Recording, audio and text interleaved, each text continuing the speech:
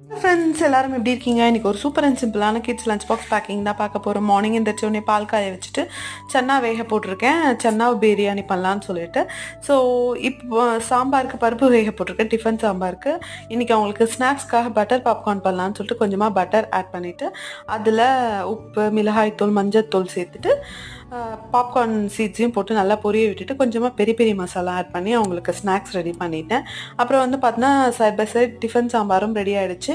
சன்னா புலாவுக்கும் எல்லாமே வதக்கி எடுத்துட்டேன். ஸோ அரிசி போட்டு விசில் விட்டு எடுத்தால் நம்ம சன்னா புலாவும் ரெடி ஆகிடும். ஸோ நெக்ஸ்ட்டு வந்து பார்த்தோன்னா குட்டி குட்டி தோசை ஊற்றிட்டு இந்த பிரியாணிக்கு வந்து ரைத்தா ரெடி பண்ணிட்டேன். ஆல்மோஸ்ட் எல்லாமே ரெடி ஆகிடுச்சு.